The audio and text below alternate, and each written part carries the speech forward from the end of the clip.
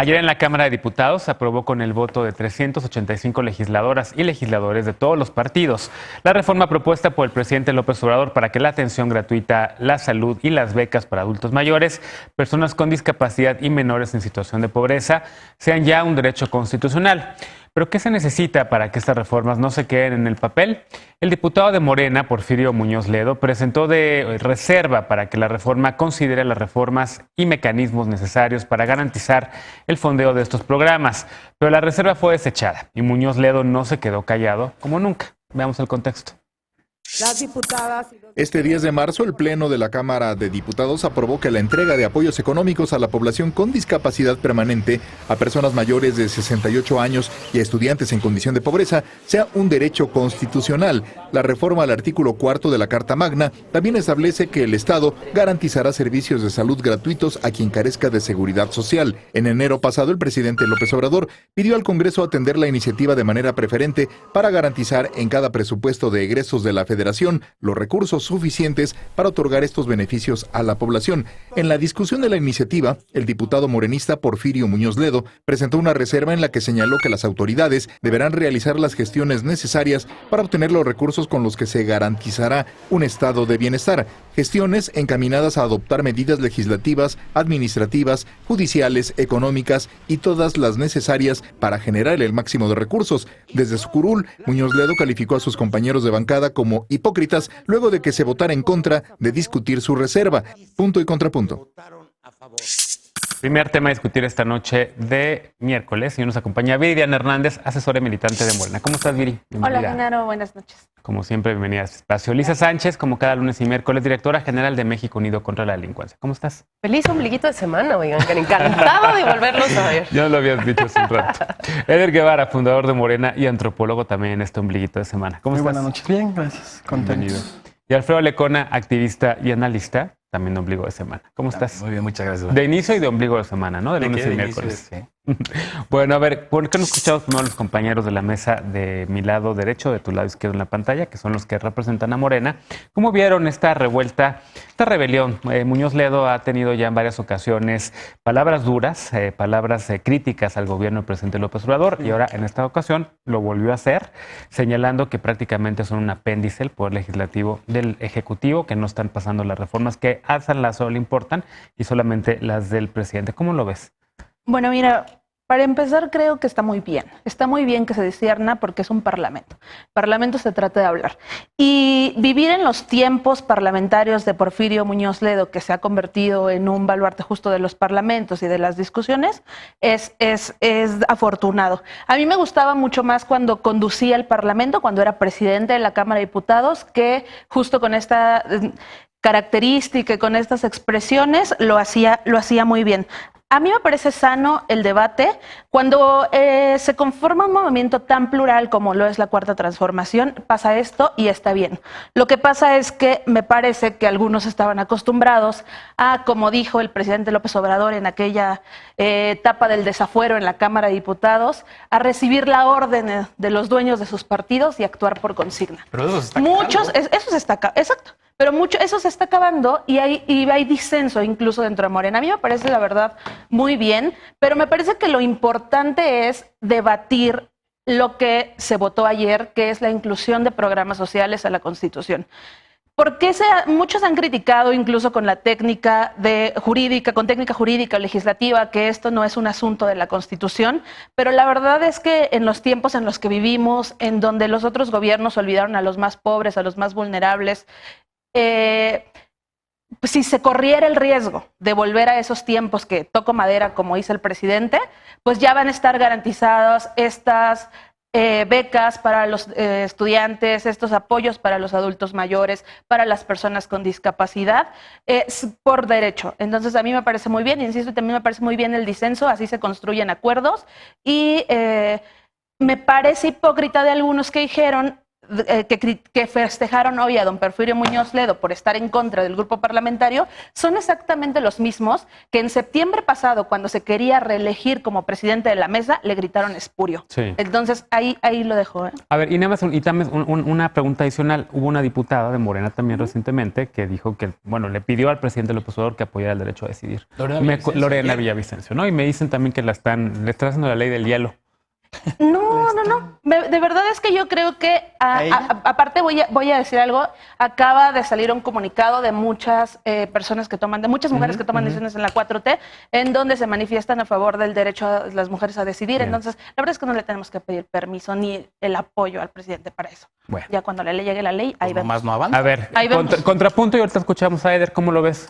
A ver, varias cosas que dice Viri que me saltan. Una es esto de están tratando de garantizar derechos por si regresan los neoliberales, si regresan los conservadores, regresan. Yo creo que el conservador mayor está en Palacio Nacional. Entonces se están blindando en la Constitución programas que considera fundamentales el presidente. Yo me pregunto por qué no hicieron ese mismo razonamiento para aprobar cosas como la Guardia Nacional, como la prisión preventiva oficiosa, que cuando lleguen, si es que vuelven o regresan estos autoritarios, se van a servir y van a aprovechar para meternos en un régimen de miedo. Eso también lo llevaron a la Constitución. Ya estamos en un régimen de miedo. Vamos a ver, podemos ver a un presidente, un Bolsonarito que haga uso de todo este tipo de cosas. Y de lo que pasó ayer, creo que nos da una buena oportunidad para explicar cómo es el proceso legislativo, muy brevemente, ¿no? El presidente de la República... 7 minutos. En un minuto. Quedan 7 minutos de programa. ¿Tú crees que pedimos uno extra? Vamos a decir que el presidente de la República o un legislador tiene la facultad de presentar una iniciativa. Sí, y también los ciudadanos con una iniciativa. Y también los ciudadanos una iniciativa ciudadana, exactamente. La discusión que se da en las cámaras, que es lo que está marcado desde hace mucho tiempo por prácticas antidemocráticas, se da tanto en comisiones especializadas, la iniciativa se turna a la comisión dependiendo de la materia, quienes realizan un dictamen para desecharla o aprobarla. Después de las comisiones sigue el pleno y se sigue prácticamente la misma metodología. Hay una discusión. Entonces, cuestiones específicas, o sea, la reforma nos puede gustar o les puede gustar a los legisladores en lo general, que es la primera votación. Es el caso de Porfirio Muñoz Ledo. Porfirio Muñoz Ledo está a favor de que se incluyan los programas sociales con esta reforma al cuarto constitucional, pero estaba en contra o tenía una reserva para adicionar esto que él dice que es que se tienen que hacer las gestiones necesarias para obtener los recursos. Sí. Ahí es donde se mostró la práctica antidemocrática. Porque una cuestión tan sencilla como discutir esta reserva, sí, se le niega, aunque todos sus compañeros están de acuerdo, porque la mecánica antidemocrática, que es muy del peñanetismo, la vimos completamente en el sexenio pasado, es no permitir que se le muevan una coma o nada que no haya acordado previamente la Junta de Coordinación Política, que es la cúpula del Senado. Bien. Hace bien Porfirio Muñoz al señalar que son unos hipócritas las personas. Yo creo que es una referencia clara a Mario Delgado, que pues, yo lo he dicho muchas veces aquí, sirve para ser un mero oficial de partes de Palacio Nacional. Contrapunto, Eder. Sí, a ver, yo ya he dado mi postura sobre la postura del neofeminista Porfirio Muñoz Ledo. Preferiría hablar del tema de la iniciativa. Me llama mucho la atención que exactamente los mismos argumentos que utilizaron cuando se hizo ley las pensiones a adultos mayores en la Ciudad de México y a personas con discapacidad son los argumentos que están sacando en este momento para el mismo caso a nivel federal. Decían en aquel tiempo que se iba a endeudar a la ciudad, que no había suficiente recurso para mantener este programa y hasta ahora se ha mantenido de manera muy satisfactoria y lo importante aquí, se le dignifica la vida a las personas de la tercera edad y a las personas con discapacidad. Se genera una posibilidad para que las estudiantes y los estudiantes puedan al menos tener dinero para sus pasajes, puedan sacar copias, tengan un ingreso para que no abandonen la escuela. Y hasta ahora, en la Ciudad de México no ha habido déficit. ¿Qué podemos hacer para tener más recursos? Pues que estos partidos que ahora se quejan de que no hay suficientes recursos, acepten reducir a la mitad el presupuesto a sus partidos. Fíjense qué chistoso que ahorita estos que están diciendo que no hay recursos para mantener estos programas prioritarios son los mismos que hicieron mutis ahora que salió la nota de que el INE había inflado sus presupuestos durante los últimos 8 años. Y, por ejemplo, en el rubro solo de un año, en el rubro de gastos personales, los inflaron por más de 1.500 millones de pesos. Y solo en el tema se desaparecieron unos vehículos, fueron casi 6 millones, o más de 6 millones de pesos. Pero sí se quejaron cuando se le redujeron 1.071 millones de pesos al INE para este año. Si hubiera austeridad en todas las instancias, en todas las instituciones de gobierno, si se maneja con responsabilidad el presupuesto de la gente, hay suficiente dinero para este tipo de programas, para este tipo de pensiones. ¿Qué se está buscando? Darle dignidad a las personas. Y al hacerlo universal, blindamos no solamente ante la posibilidad catastrófica de que llegue un gobierno de derecha, sino de que nadie utilice de manera clientelar los presupuestos de estos programas. Ya es universal, ya es por ley y a todo mundo le corresponde, sean o no de Morena, por ejemplo. Bueno, la verdad es que yo no sé qué tan blindados estén. Ya Esta Constitución la han manoseado nada más tanto. el tema de el régimen de miedo. Yo os lo he dicho en varias ocasiones. Puede venir un Bolsonaro y sea con la Guardia Nacional o con grupos paramilitares o con las policías municipales, utilizarlos para masacrar. Entonces, mejor facilitarles y darles... Lisa Sánchez, ahí también está, bueno, Eder defiende el tema de que estén ahora estos programas sociales en la Constitución. Algunos abogados que estaba lloviendo en Twitter hoy, como Jorge Peniche, compañero de esta mesa también, pues estaba prácticamente diciendo menos teatro y más política, ¿no? ¿Cómo lo ves tú y cómo ves también esta revuelta de Porfirio Muñoz Ledo? A ver, yo creo que primero el debate sustantivo, ¿no? Es que de qué le estamos metiendo a la Constitución y por qué eso nos debe de importar, y después entramos a la grilla política, que es la que me interesa menos. En el debate sustantivo hay yo creo que 3 elementos bien importantes. El primero es si hace o no una diferencia real con respecto al bloque constitucional de derechos humanos que está integrado en la Constitución mexicana desde 2011 y que además ya ha tenido un ejercicio interpretativo reiterado, no solo por tribunales mexicanos, sino por tribunales internacionales, en donde, por ejemplo, ya se interpretó que el derecho a la salud no solo existe, sino que el derecho a la salud es el disfrute al más alto grado de salud que debe garantizar el Estado. En ese sentido, esa interpretación previa a la modificación del artículo 4 es superior en términos aspiracionales y en términos garantistas que meter o no un programa social específico. Entonces, en ese sentido, yo no le veo ninguna utilidad.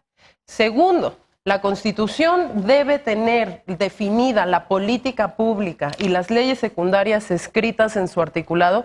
No. ¿Por qué? Porque se complica su interpretación, porque se hace, se vuelve letra muerta y además se inutilizan las leyes secundarias que están hechas precisamente para dictar cómo se va a garantizar. Por ejemplo, si en el artículo 1 o en el artículo 4 ya está garantizado el derecho a la salud, el derecho a la educación, el derecho a la vivienda, el derecho a lo que ustedes gusten y manden, las pensiones, las leyes secundarias tienen que decir cuál es el programa por el cual se va a hacer, cuáles son los rubros presupuestarios que se van a ejercer, quién va a tener derecho, quiénes van a ser beneficiarios y cuáles son los criterios de exclusión, si es que va a haber algún criterio de exclusión, y las responsabilidades de los funcionarios públicos. Eso no tiene sentido que esté escrito en la Constitución, porque tampoco blinda, que es un poco el segundo elemento.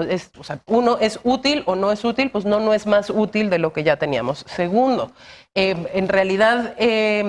¿blinda la posibilidad de que esto se modifique? Pues no, ahí está la reforma energética de Peña Nieto que se modificó en este sexenio, y la educativa y la tal. Pero la educativa sí se modificó la ley. Se modifica la Constitución todo el tiempo. Ahí está 20 años que creíamos dados por sentados de Policía Federal y se modifica la Constitución. Entonces, blindaje como tal no hay. Y luego viene el tema de la temporalidad. La Constitución debe ser lo suficientemente general para que sea interpretable en toda la temporalidad. ¿Qué pasa cuando nosotros nos demos cuenta que a lo mejor este esquema sobre el cual estamos planteando los derechos sociales de los que hablaba Eder, hay otras maneras más eficientes, mejores, más... Entonces vamos a modificar entonces la Constitución para meter esos otros, ¿no? Yo diría que primero funcionen los programas. No hay utilidad, pero último. Que primero funcione y luego ya lo mete la Constitución. ¿Para qué ¿y por qué además con qué rapidez sacan esto? No marihuana, por ejemplo. No, es que no hay que comparar. Aquí hay un tema de reconocimiento a las personas que menos recursos... A ver, adultos, sí, pero eso está hay un caso... en el habló que hay constitucional casos, con la reforma del 2011 hay gente para a la todas tercera las edad, personas con mayores confundiendo, grados se está blindando, Adultos se está mayores blindando tiene una 20 política años pública. probados. Bueno, a ver, Una política pública. basta porque ya me está diciendo Big Brother que igual que ayer no se está entendiendo nada porque nos estamos encimando las voces y que tenemos que hacer una pausa. Morena Así confunde que plan de gobierno con